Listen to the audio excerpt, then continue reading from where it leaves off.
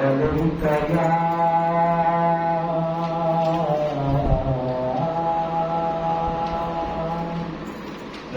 رسول الله وسلم عليك يا حبيب الله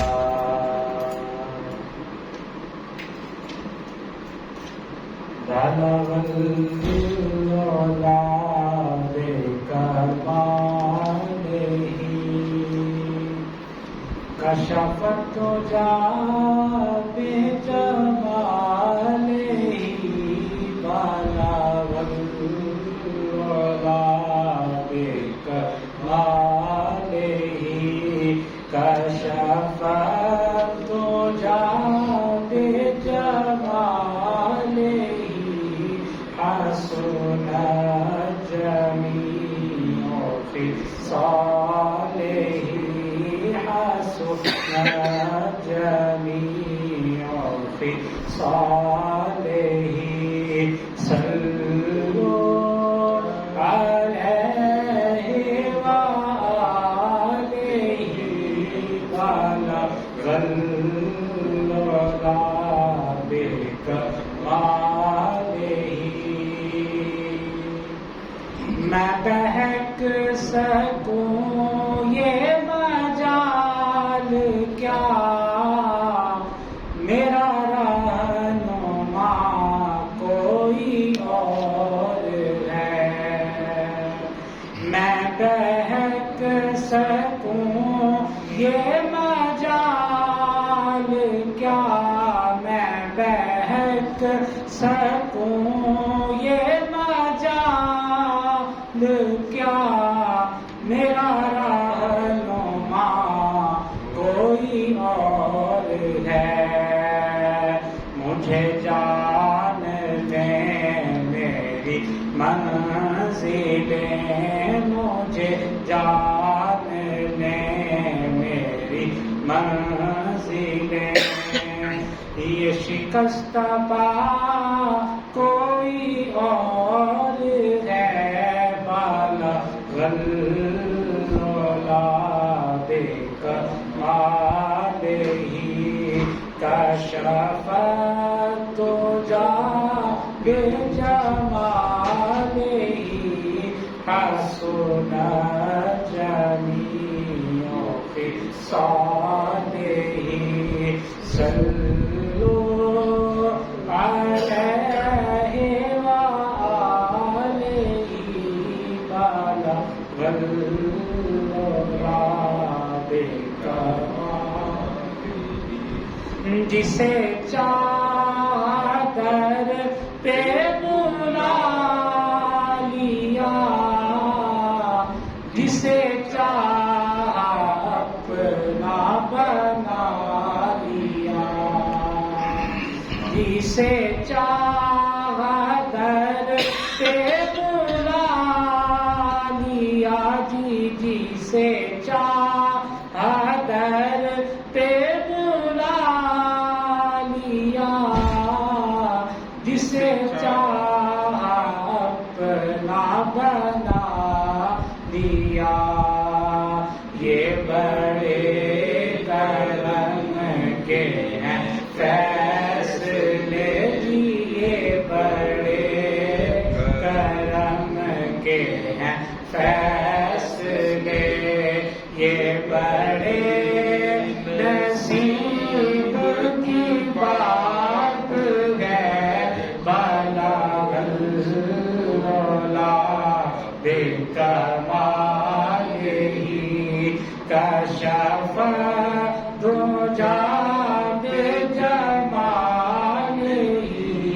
حسن جميع خصاله صلوا عليه وآله بلغ العلا بکمالہ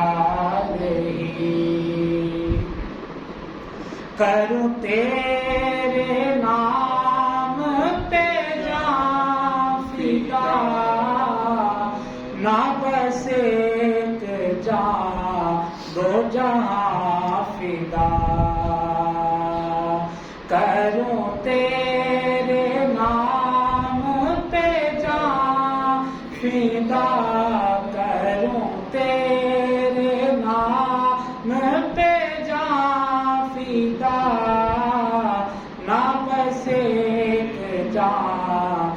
جہاں فدا، دو جہاں سے بھی نہیں جی بھرا، دو جہاں سے بھی نہیں جی بھرا، کیا کروں کروڑوں جہاں نہیں والا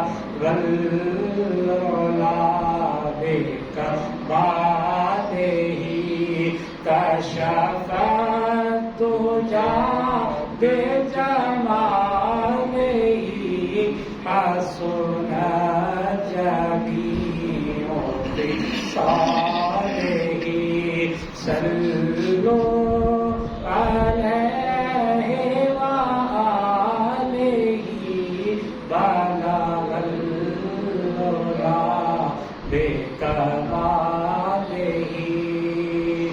میں تھا کیا مجھے کیا بنا دیا، مجھے عشق احمد عطا کیا، میں تھا کیا مجھے کیا بنا دیا جی، میں تھا کیا مجھے کیا بنا دیا، مجھے عشق احمد عطا کیا، ہو بھلا حضور کی آل کا، ہو بھلا حضور کی آل کا، ہمیں مرنا جینا سکھا دیا،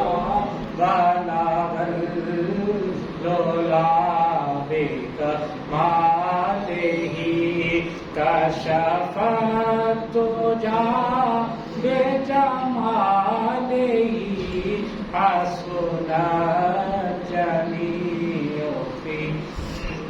صالح صلو علیہ وآلہ صلو علیہ وآلہ۔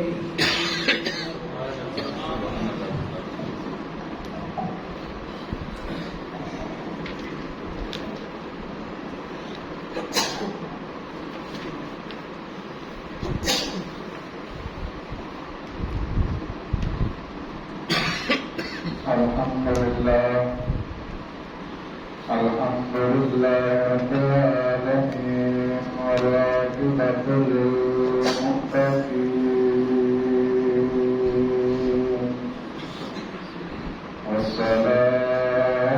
والصلاة والسلام علی من کان نبیا،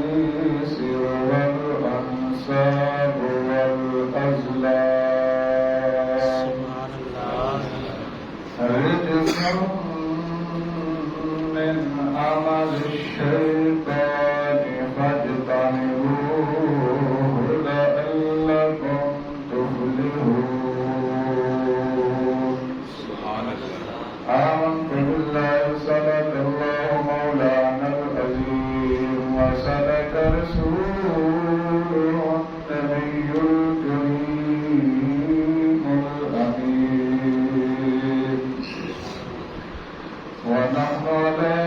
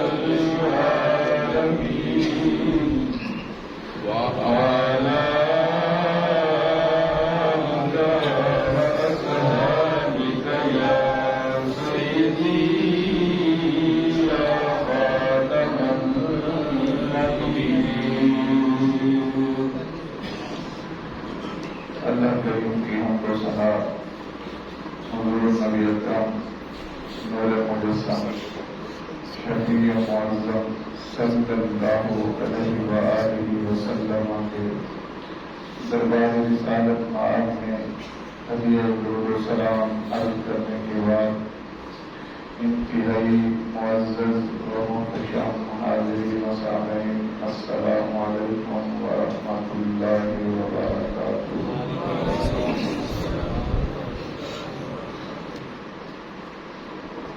پچھلے جمعۃ المبارک کو آپ اور میں قرآن مقدس کی ایک آیت کریمہ کو سمجھنے کی اور پھر سمجھ کر اس پر عمل کرنے کی نیت سے اس کے مختلف الفاظ و معانی کو سماعت کر رہے تھے۔ قلت وقت کے پیش نظر بات مکمل نہیں ہو سکی تھی۔ میں نے وعدہ کیا تھا کہ اگلے جمعہ کو پھر صحیح سمجھیں گے۔ حسب وعدہ میں نے وہی آیت مقدسہ تلاوت کی ہے۔ سبحان اللہ۔ آپ کو یاد ہوگا کہ اس آیت کریمہ میں 4 چیزوں کا تذکرہ تھا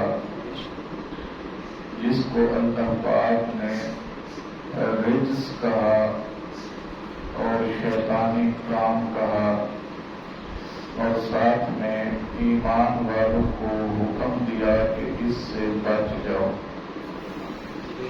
ان 4 کاموں سے بچ جانے کو جہاں بھی آیا ہے قرآن پاک میں، علماء نے اس کے 2 معنی لکھے ہیں۔ پہلا یہ کہ خود بچ جاؤ،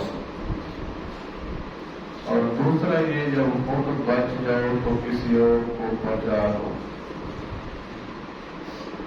خود بچ جاؤ تو خود کوشش کرو کہ کسی اور کو بچا لو ان 4 کاموں سے۔ وہ کون سے تھے؟ سب سے پہلا کام انما الخمر۔ خمر ہماری اردو زبان میں استعمال ہوتا ہے لفظ،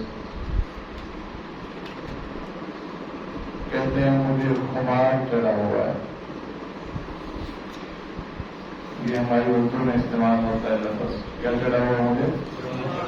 میں نے کھانا کھایا، تھوڑا خمار چڑھنے لگا تو میں لیٹ گیا۔ کیا مطلب ہے؟ کہ مجھے نیند کا غلبہ ہوا، عقل جیسے تھک گئی ہو اور اس کو جیسے آرام چاہیے ہو، ایسی صورتحال کو کیا کہتے ہیں؟ خمار کہتے ہیں۔ قرآن پاک سے یہ لفظ نکلا ہے، اور قرآن پاک میں شراب جسے ہمارے زمانے میں کہا جاتا ہے اسے خمر کہتے ہیں۔ اسے کیا کہتے ہیں؟ خمر کی کیا تعریف ہے یہ میں آگے چل کے آپ کو بتاتا ہوں۔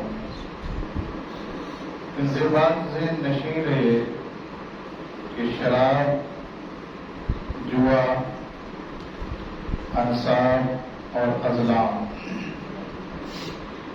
یہ چونکہ ان گنت انسان کی جسمانی، روحانی، مالی بیماریوں اور خرابیوں کا سبب بنتے ہیں، بعض صورتوں میں یہ اخلاقی اور معاشی بگاڑ کی جڑ سمجھے جاتے ہیں۔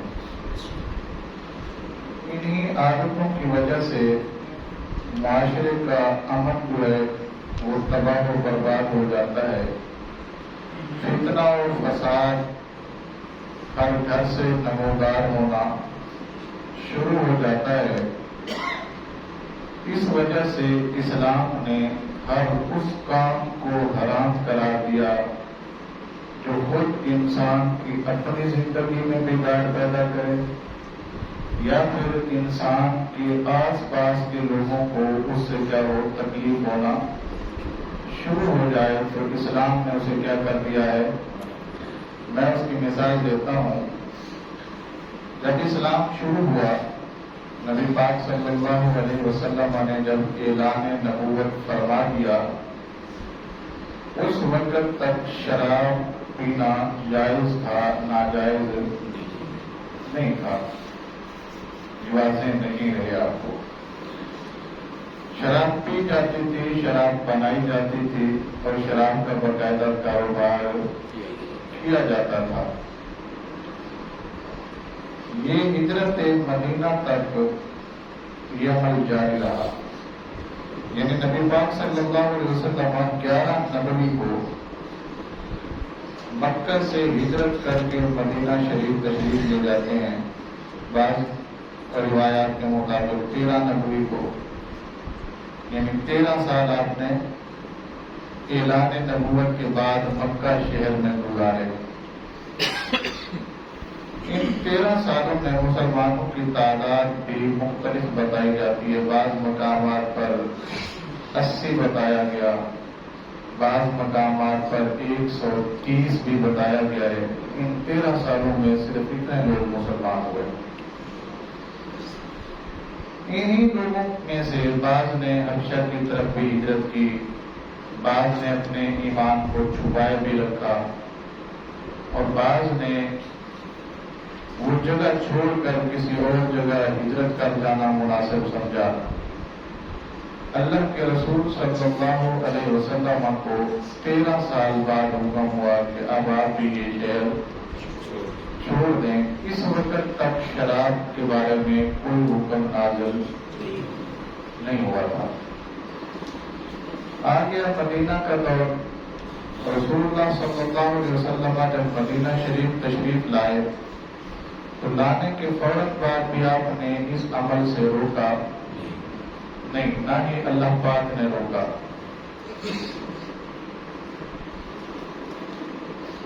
اولو العزم صحابہ جن کو کہتے ہیں، قرآن پاک میں ان کا تذکرہ متقدمین کے ساتھ کیا گیا ہے۔ ان میں سے بعض لوگ بھی شراب پینے کے عادی تھے۔ روایت اس میں روایت تھی مکہ شہر میں، جس طرح ثقافت کہہ لیں، مطلب ہمارے ہاں بھی اس طرح کا ایک رواج ہے، شادی ہے جی، شادیاں تھے کوٹ کوئی نہیں، خوشی کا موقع ہے، کہڑا بار بار شادی ہونی ہے سمندر۔ حالانکہ یہ غلط ہے، تھی اس وقت بھی غلط، لیکن اسلام کا کوئی حکم نہیں آیا تھا، منع نہیں کیا گیا تھا۔ ایک گھر ہے مدینہ کے انصار میں سے جس نے سارے صحابہ کو دعوت دی، اور اس دعوت میں شراب نوشی کی محفل سجائی گئی۔ دعوت کس چیز کی تھی؟ کہ بیٹھیں گے، شراب پیئیں گے، گپیں لگائیں گے، پھر چلے جائیں گے۔ جمع ہو کے پینے والے حضرات انہوں نے پی لی۔ اتفاق ایسا کہ نماز مغرب کا وقت ہو گیا۔ نماز محفل جب شروع ہوتی ہے تو آپ کو پتا ہے کہ وہ ختم ہونے کا نام نہیں لیتی، تو اسی محفل میں نماز مغرب کا وقت ہو گیا۔ تو وہاں جتنے افراد بیٹھے تھے سب نے شراب پی ہوئی تھی۔ امام صاحب نے نماز پڑھانا شروع کی، مقتدی حضرات بھی نشے میں اور امام صاحب بھی نشے میں۔ اب جب انہوں نے تلاوت کی پہلی آیت پہلی رکعت میں سورہ فاتحہ تو صحیح پڑھی، اس کے بعد پڑھا قل یا ایھا الکافرون، آگے کیا ہے؟ لا اعبد۔ یہاں پہ انہوں نے لفظ لا چھوڑ دیا اور کہا اعبد۔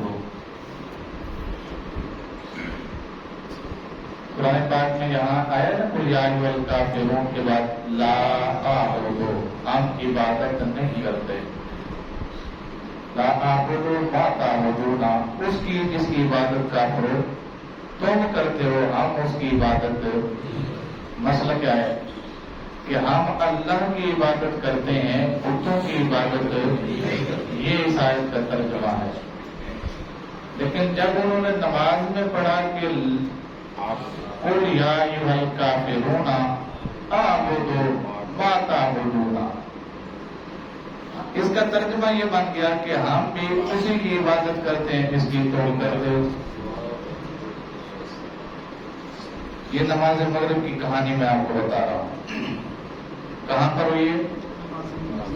مدینہ میں، ہجرت کے بعد، دوسرا سال تھا ہجرت کا۔ ایک سال پورا ہو چکا تھا، دوسرا سال شروع ہو گیا تھا۔ جب انہوں نے ماں آبدو پڑھا، آبدو پڑھا، اللہ پاک نے جبرائیل امین کو بھیجا کہ جاؤ میرے محبوب کو کہو، یہ اعلان کر دیں اپنے صحابہ میں، یا ایھا الذین آمنوا لا تقربوا الصلاۃ وانتم سکارى۔ سورہ نساء ہے، پارہ نمبر 5 ہے۔ پہلا حکم میں آپ کو بتا رہا ہوں، جبرائیل جا کے میرے محبوب کو کہو کہ اپنے غلاموں میں اعلان کر دیں نماز نہ پڑھا کریں اس وقت جس وقت وہ حالت نشے میں۔ پہلا حکم کیا آیا؟ اس وقت نہیں پڑھنی جس وقت حالت ہے۔ کیوں؟ کیونکہ انہوں نے وہ کچھ پڑھا ہے جو پڑھنا نہیں چاہیے تھا۔ اب ان کے اوپر قدغن اس لیے نہیں لگائی جا سکتی کہ وہ مدہوش تھے، انہیں پتہ ہی نہیں تھا، اور حالت بے ہوشی میں یا حالت نشہ میں وہ کچھ کہہ گئے جو نہ میری تعلیمات ہیں نہ تیری تعلیمات ہیں۔ تو لہذا ان کو کہہ دیں کہ اس وقت نماز نہ پڑھا کریں جب یہ کیا ہو، حالت نشہ میں ہو، اس وقت نماز نہیں پڑھنی نشے کی حالت میں۔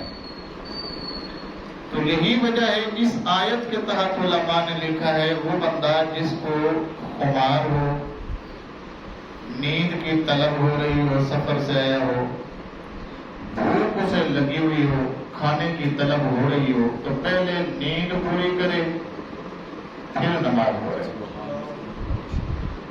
بھوک لگی ہے تو پہلے کھانا کھائے پھر نماز پڑھے۔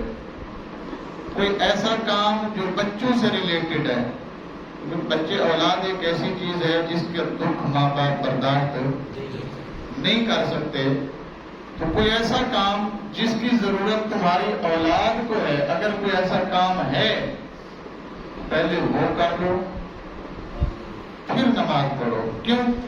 کیونکہ نماز میں تم نے، اللہ فرماتا ہے، مجھ سے بات کرنی ہے،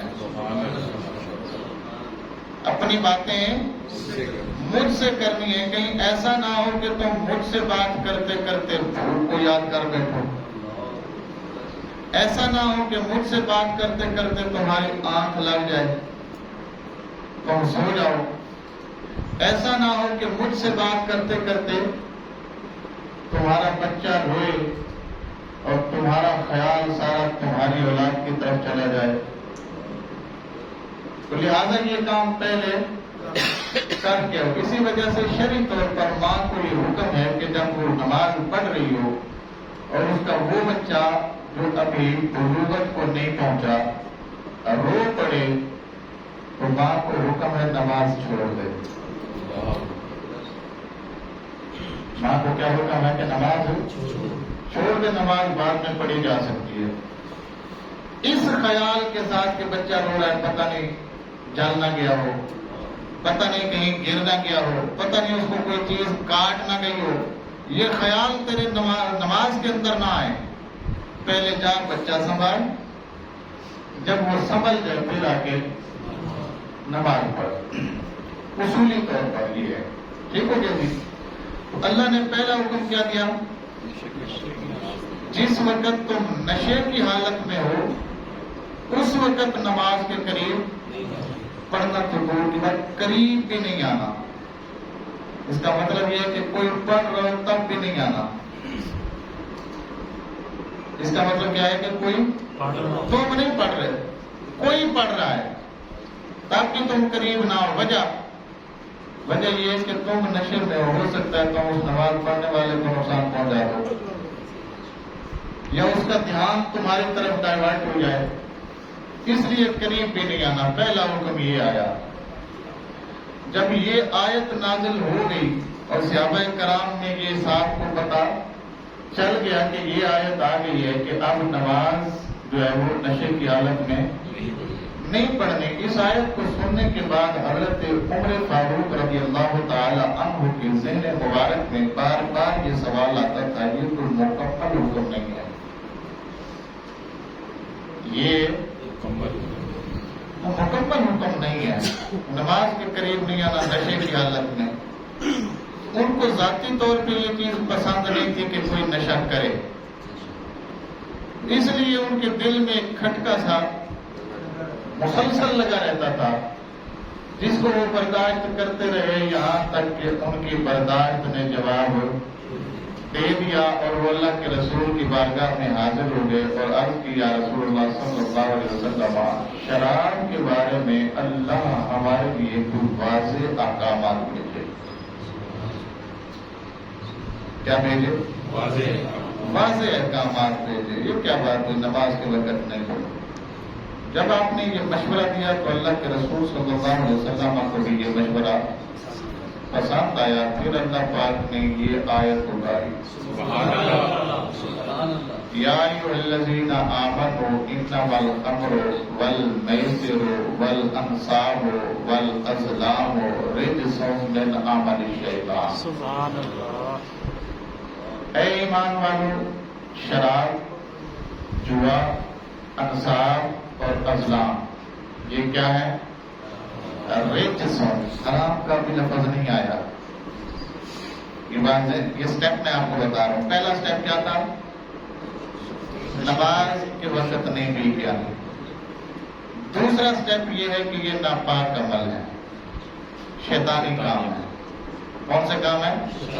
شیطانی کام ہے. لہذا ان سے بچ جاؤ اور دوسروں کو بھی بچاؤ جب تم خود بچ جاؤ. ٹھیک ہو گیا جی؟ اب آگے جناب، جب یہ آیت آ گئی تو یہ آیت بھی حرام کے لفظ پر مشتمل نہیں تھی. روکا بے شک گیا ہے، لیکن اس آیت میں بھی چوائس ہے. اس آیت میں چوائس ہے. ابھی ناپاک ہے، شیطانی عمل ہے، بچ جاؤ. مطلب نہیں بچو گے تو گناہ کوئی نہیں ہے. دسیا گیا کہ یہ نقصان ہے. ایک کام رحمانی نہیں بلکہ شیطانی ہے. ایک کم پاکیزہ نہیں بلکہ ناپاک ہے. لیکن ابھی بھی کوئی مکمل اور واضح حکم نہیں آیا کہ کرنا کیا ہے. کرنا کیا ہے؟ پھر حضرت عمر رسول اللہ صلی اللہ علیہ وسلم کی بارگاہ میں آ گئے. سبحان اللہ. یا رسول اللہ صلی اللہ علیہ وسلم، اللہ سے عرض کیجیے کہ شراب کے بارے میں ہمیں یہ آیت جب آ گئی اور پیچھے والی آیت جب آئی تو نماز کے وقت پینے سے منع کیا گیا. اس آیت میں اگرچہ پینے سے منع کیا گیا لیکن بنانے اور بیچنے سے منع نہیں کیا گیا. یہ بات ذہن نہیں رہے. بنانے سے بھی منع نہیں کیا گیا اور بیچنے سے بھی منع، پلانے سے بھی منع نہیں کیا گیا. ایک تو میں خود نہیں پیتا، کسی کو پلا دیتا ہوں، اس سے بھی منع نہیں کیا گیا. حضرت عمر پھر پہنچ گئے. انہوں نے اللہ سے کہیں کوئی واضح حکم، یعنی وہ چاہتے یہ تھے کہ یہ بالکل بین ہو جائے. یہ کیا ہو جائے؟ بالکل بین ہو جائے، یہ ہو ہی نہ. ان کی چاہت یہ تھی. اب تیسرا حکم آیا. سورہ بقرہ ہے جی، سورہ آیت نمبر 219، سپارہ نمبر 2. اللہ ارشاد فرماتا ہے یسألونک عن الخمر والمیسر.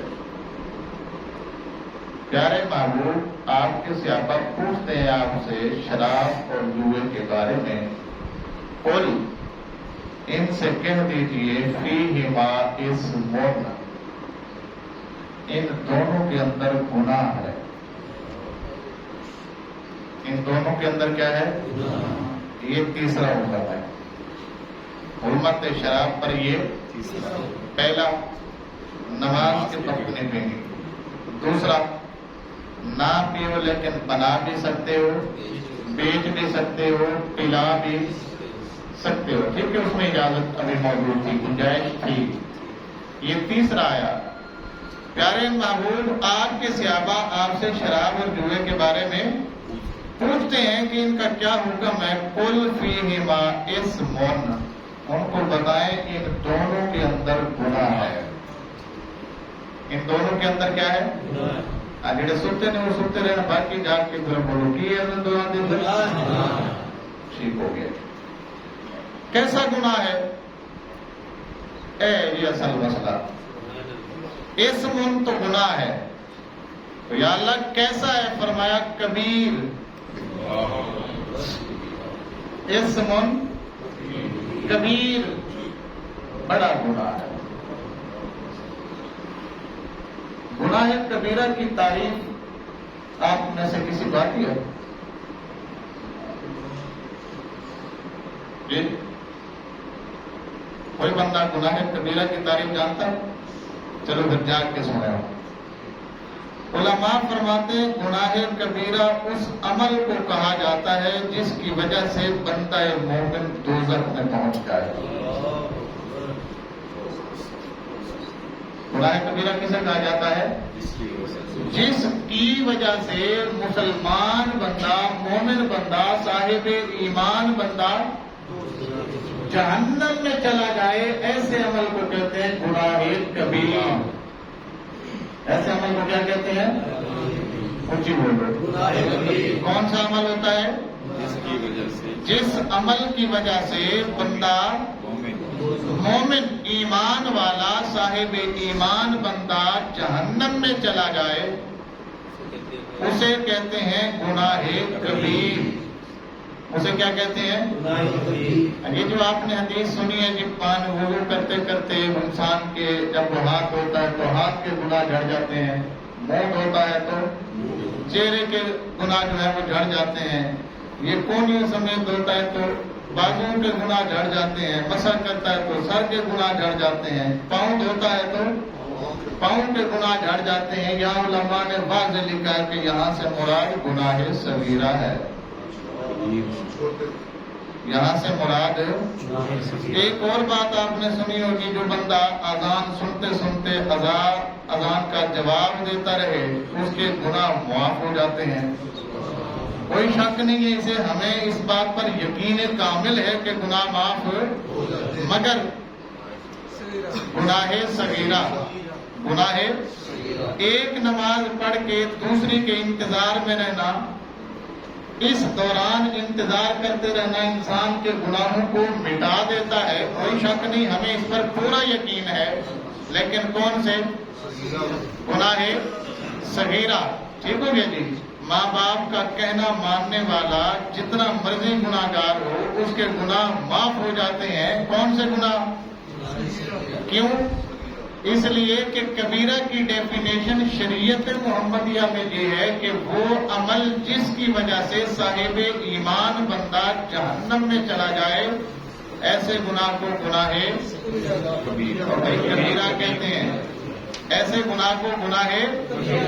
کیسے گناہ کو؟ جو گناہ انسان کو جہنم میں لے جائے. بندہ ایمان والا ہے، کلمہ پڑھتا ہے، نماز پڑھتا ہے، روزہ رکھتا ہے، حج بھی کرتا ہے، زکوٰۃ بھی اس نے دی اپنی زندگی میں، مگر وہ کبیرہ گناہوں میں سے ایک کر بیٹھا. اس کی تعریف یہ ہے کہ اس بندے نے جہنم میں ضرور جانا ہے. اور یہی وجہ ہے کہ رسول کریم صلی اللہ علیہ وسلم سے جب پوچھا گیا سونے آپ تہاڈی امت بھی جہنم میں جائے گی، یعنی ایمان والے بھی جائیں گے، تو رسول اللہ صلی اللہ علیہ وسلم نے فرمایا جائیں گے لیکن اپنے اعمال کا حساب دینے کے بعد پھر میں واپس نکلوا لوں گا. گناہوں کا جو ان کا بوجھ ہے، جو کبیرہ گناہ وہ کر چکے ہیں، ان کی سزا کے لیے وہاں جائیں گے، لیکن میری شفاعت سے گناہ کا حساب برابر کرنے کے بعد نکل بھی آئیں گے. وہاں سے نکل بھی آئیں گے. پھر کیا ہوگا؟ فرمایا میں انہیں پاک بھی کروں گا، انہیں صاف بھی کروں گا، اور پھر جنت میں بھی لے جاؤں گا. اور تب تک میں نہیں جاؤں گا جب تک میرا ایک بھی امتی جہنم میں ہوگا. تب تک میں. تو اس کا مطلب واضح ہو گیا نا کہ صغیرہ کی معافی ہے، لیکن کبیرہ وہ ہے جو انسان کو جہنم میں لے جائے. کبیرہ وہ ہے جو انسان کو جہنم میں لے جائے.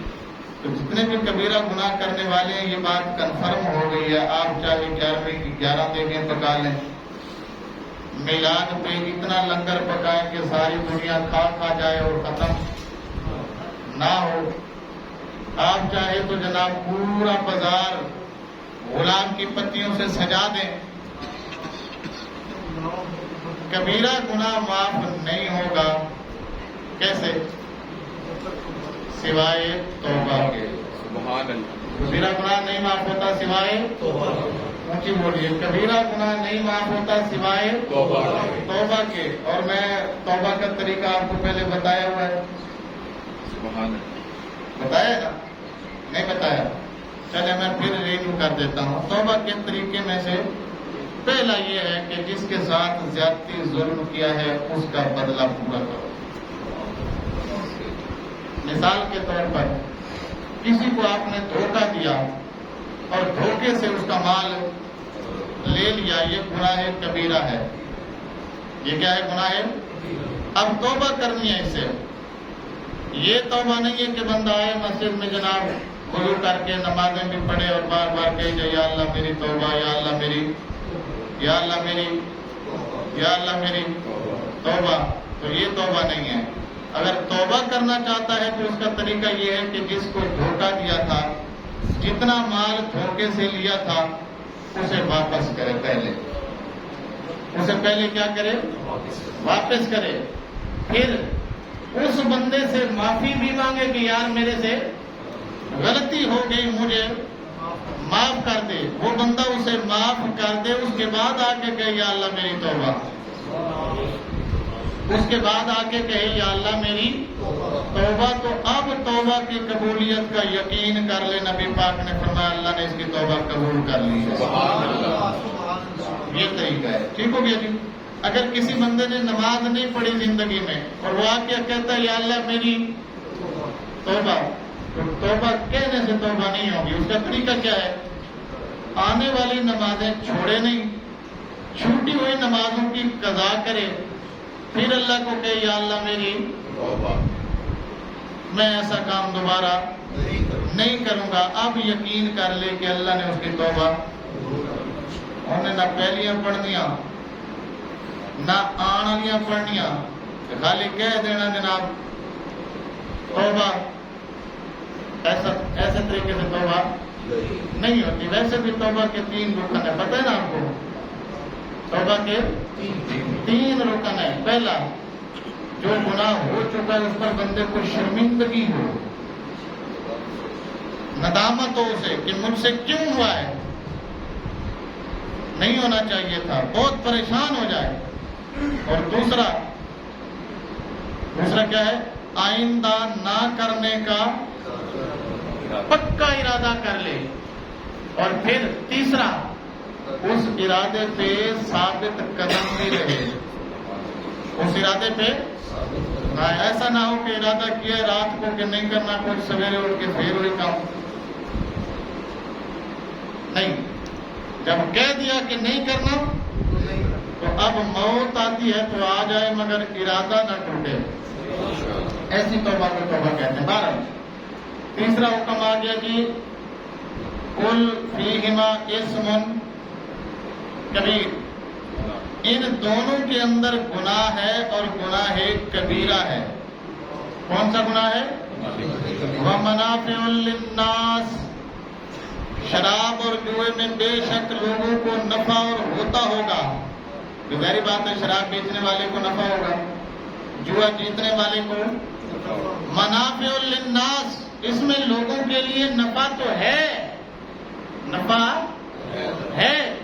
کاروبار کرنا چاہے شراب کا نفع اسے ملے گا، خود بنانا چاہے نفع اسے ملے گا، کسی کو لا کے دینا چاہے بطور ایجنٹ تب بھی اسے نفع ملے گا.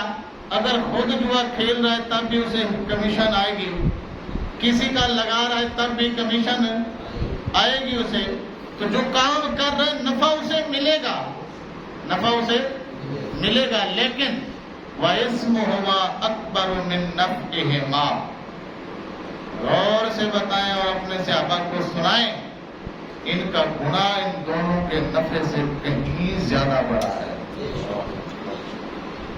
ان کا گناہ ان کے نفع سے کہیں زیادہ بڑا ہے۔ یہ بات ہے جی تیسرے حکم کی، یہ بات ہے تیسرے حکم کی۔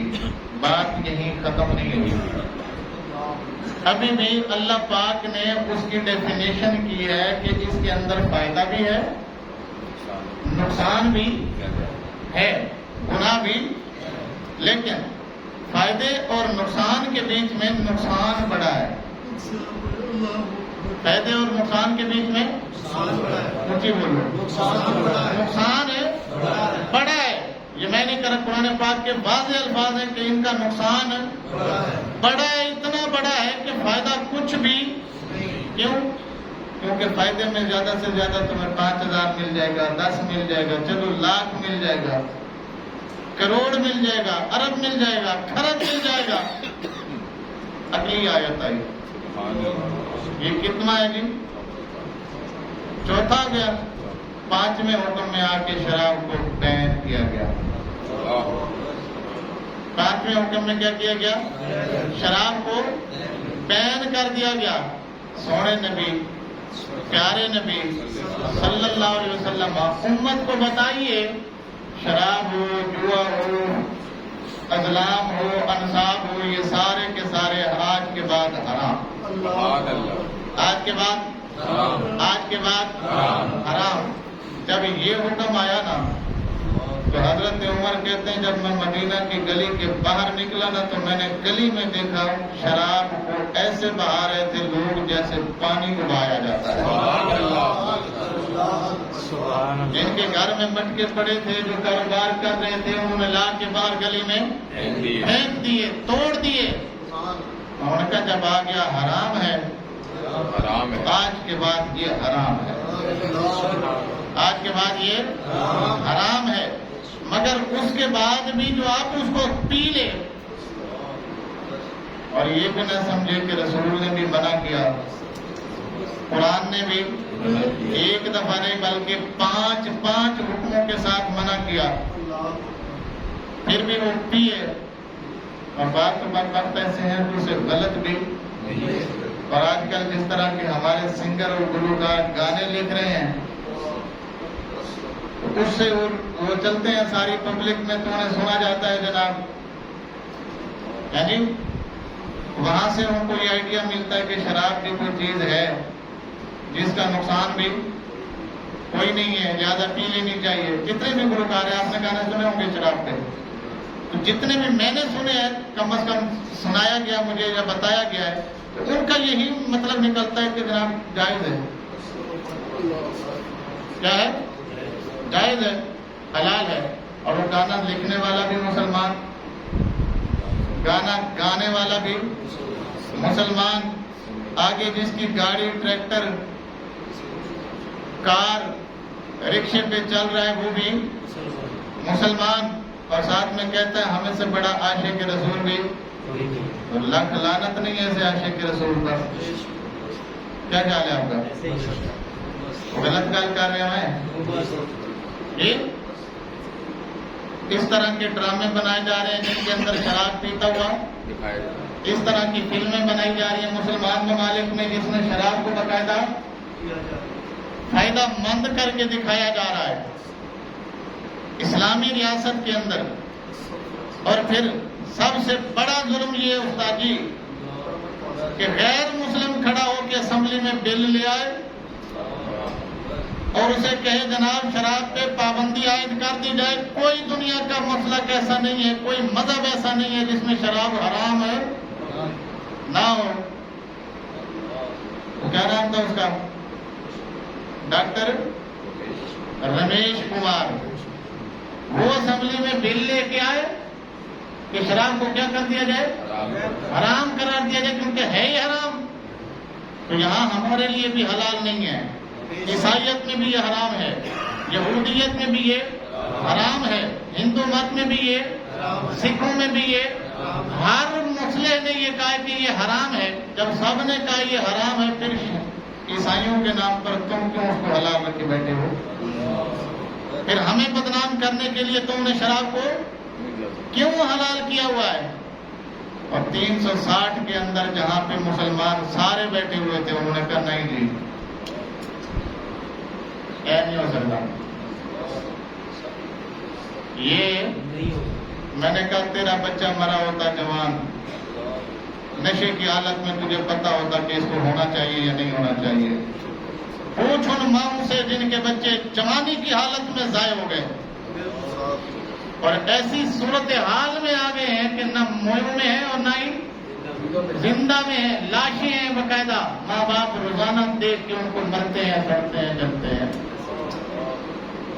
سوری اللہ نے اقتدار اس لیے تو نہیں دیا کہ دعا کے جناب شراب کے پرمٹ جاری کر, دعا کے نشوں کے اڈے کھول دے, دعا کے جناب کہیں کلب شروع کر دے جناب جہاں پہ باقاعدہ پورے نشے کا انتظام کیا جاتا ہو.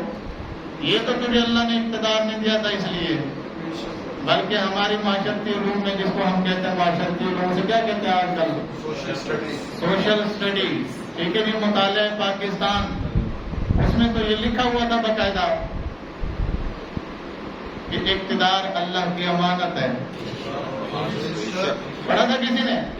اقتدار کیا ہے؟ اللہ کی امانت ہے, اور جس کو اللہ امانت عطا کرے وہ اللہ کی امانت میں خیانت نہ کرے. وگرنہ جو کر کے گئے یا کر رہے ہیں, بابا جی کا ایک جملہ یاد آتا ہے, اتنے بھی رونا اٹھے بھی رونا اینا بھی رونا تے اینا دیا نسلیں بھی. یہ بات ہے نشی رہے آپ کو. اب جناب کیا ہو گیا؟ لفظ شراب آیا. میں آپ کو پہلے پچھلے جمعے کو بتایا کہ اس زمانے میں جو شراب بنتی تھی 3 چیزوں کی تھی. کس کی؟ نہیں, انگور کوئی نہیں تھا اس میں عرب زمانے میں. کھجور, گندم اور جو. کھجور, گندم اور جو.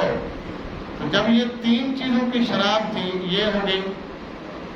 حالانکہ کھجور حلال ہے, سبحان اللہ کہہ سکتے ہیں آپ, اور اتنی حلال ہے کہ نبی پاک نے فرمایا جو اجوا کھائے گا اللہ اس کی بیماریاں دور کر دے گا. کھجور حلال ہے نا جی, گندم حلال ہے, اور جو خود نبی پاک نے 14.25 کلو جو کھائے اپنی زندگی میں. یہ جو بھی حلال, کھجور بھی حلال, گندم بھی حلال, لیکن ان سے بنی ہوئی شراب یہ اس زمانے میں انگور وہاں دستیاب ہی نہیں تھا. یہ دستیاب تھا یورپین ممالک کو, جس میں اس وقت کیسر, کسرا, روم, ایران, یہ جو سپر پاوریں تھیں ان ممالک میں. لہذا انہوں نے شراب بنانا شروع کر دی کھجوروں سے, جو سے, اور پھر گندم سے تو بنتی تھی, پہلے بھی بنتی تھی. اب انگور شروع ہو گئے. کیا شروع ہو گئے؟ انگور شروع ہو گئے. تو الغرض جب کہا گیا قرآن نے کہ شراب حرام ہے, شراب کیا ہے؟ تو علماء نے لکھا ہے کہ کسی بھی چیز کی ہو, کسی بھی چیز کی ہو. اور میں نبی پاک کا ایک بار آپ کو فرمان سناتا ہوں کہ شراب تو چلو حرام ہے, چرس کا ذکر کوئی نہیں ہے, افیم کا ذکر, آج کل کے جتنے نشے آئے ہوئے ٹیکے لگانے والے ان کا ذکر ہے کوئی نہیں ہے. ایک پاؤڈر چیز آتی ہے وہ پینے والے کا کوئی تذکرہ نہیں ہے. لیکن رسول پاک کے قربان جاؤں, نبی پاک کی نظر پہ قربان جاؤں, سرکار جانتے تھے کہ آنے والے وقتوں میں لوگ شراب کو چھوڑ کر کہیں گے جناب شراب کا چلو حکم ہے, ان کا کوئی نہیں ہے. آپ صلی اللہ علیہ وسلم نے فرمایا کل مسکر حرام, کل مسکر حرام. فرمایا ہر وہ چیز جو عقل کو ڈھانپ دے, انسان کے خیالات کو معاف کر دے, ہر وہ چیز کیا ہے؟ حرام. وہ چاہے جہاں پاکستان میں ہو, ہندوستان میں ہو, جاپان میں ہو, یا افغانستان میں ہو, ایران میں ہو, کہیں مرضی ہو. کل مسکر, ہر وہ چیز جو عقل کو بند کر دے وہ کیا ہے؟ حرام ہے. اللہ نے صرف کہا تھا شراب حرام ہے, جوا حرام ہے, انصاب حرام ہے, ازلام حرام ہے. لیکن رسول اللہ جانتے تھے کہ اللہ نے ہفتے والے دن مچھلیاں یہودیوں کے لیے بند کی تھی نا کہ ہفتے والے دن شکار ہے نہیں کرنا. انہوں نے جناب چھوٹیاں چھوٹیاں نہراں بنا کے پانی انہیں چھوڑ دیتا, مچھلیاں کوئی نہ سنبھڑ دے, جدوں آ جاندیاں پیچھے جناب بند کر دیندے پانی, پیچھے پانی بند کر دیتے. شکار ہفتے کو حرام تھا, ہفتے والے دن مچھلیاں باہر آتی تھیں جس دن حرام تھا. تو انہوں نے طریقہ یہ اپنایا کہ جناب ہر بندے نے اپنی اپنی کھال کھود لی. جب مچھلی وہاں سے نکل کے آگے چلی گئی, انہوں نے پیچھے پانی بند کر دیا. اب یوں ہی آگے اتوار کا دن نکال کے بڑے مزے سے کھا رہے ہیں. ابھی بعد میں ان کو کسی نے روکا, جناب ہفتے والے دن مچھلی پکڑنا جیسے حرام ہے اسی طرح ان کو قید کرنا بھی حرام. وہ کہتے سب نہیں اسی تو کوئی نہیں کہتا کہ آپ پہ آ جاتی ہیں آپ پہ ہی آ جاتی ہیں. تو ساڈا حال بھی تقریباً ایسے ہے, تقریباً ایسے ہی ہے. اور قربان جاؤں میرے آپ کی شان پر, آپ نے یہ جملہ بول کر کے کل مسکرن حرام, ہر چیز کیا ہے جو نشہ دے, ہر نشہ دینے والی چیز, ہر نشہ دینے والی چیز, ہر واضح مشین ہے, ہر نشہ دینے والی چیز. اب کسی کو سگریٹ نشہ دیتا ہے تو حرام ہے, کسی کو نسوار نشہ دیتا ہے تو, کسی کو پان نشہ دیتا ہے تو. بات سمجھ آ رہی ہے آپ کو؟ یہ جتنی علائیں بلائیں یہ ساری کی ساری کیا ہیں؟ چلیں ان دا سینس آپ یہ بھی کہہ لیں کہ جناب اس سے عقل کو کچھ نہیں ہوتا. یعنی سگریٹ پینے والا پی بھی رہا ہوتا ہے بالکل ٹھیک بھی ہوتا ہے, اس کی عقل کو. حقہ پینے والا پی رہا ہوتا ہے لیکن عقل کو, پان کھانے والا کھا رہا ہوتا ہے لیکن عقل اس کی بالکل صحیح کام کر رہی ہوتی ہے, کوئی مسئلہ. اسی طرح نسوار رکھنے والا رکھ کے صحیح بیٹھا ہوتا ہے, اس کو کچھ نہیں ہوتا, لیکن نہیں ہوتا کچھ, پیسہ تو ضائع ہوتا ہے نا, ہوتا ہے کہ نہیں ہوتا؟ پیسہ ضائع ہوتا ہے نہیں ہوتا؟ جان بوجھ کے اپنے پیسے کو ضائع کرنا یہ بھی گناہ کبیرہ ہے. صحت میں بھی خرابی آتی ہے. وہ چھوڑ دیں گے اگلی بات, پہلے یہ سمجھیں کہ جان بوجھ کے اپنے پیسے کو ضائع کرنا یہ بھی کیا ہے؟ گناہ ہے. مجھے بولیے, یہ بھی گناہ ہے کبیرہ ہے کہ جان بوجھ کے آپ نے اپنے حلال مال کو کیا کیا ہے؟ ضائع کر دیا. بعض لوگ یہ کہتے ہیں نا کہ اس سے کچھ نہیں ہوتا, مجھے اس سے مجھے میں سگریٹ پیوں تو مجھے, میں کہتا ہوں کچھ نہیں ہوتا پھر کیوں پیتا ہے؟ سوال یہ جب ہوتا ہی کچھ نہیں ہے تو پھر کیوں پیتا ہے؟ بقول تیرے تجھے کچھ نہیں ہوتا تو یہ فضول خرچی ہے. یہ کیا ہے؟ فضول خرچی ہے, یہ عیاشی کا سامان ہے. اور آپ کو پتا ہے جو بندہ نفس کی بات مان کے کوئی بھی کام کرے, نفس کی بات مان کے کوئی بھی کام کرے, رسول اللہ صلی اللہ علیہ وسلم نے فرمایا وہ کام اسے گناہ کی طرف ضرور لے جائے گا. نفسانی خواہشات کی بنیاد پر کرتا ہے کہ مجھے ہوتا کچھ نہیں ہے, میں کیوں پیتا پھر؟ ایک دن ایک دوست سی, وہ کہنا جناب سگریٹ بڑا مہنگا ہو گیا, 500 روپے بھی تبدیل کر دیتی انہوں نے.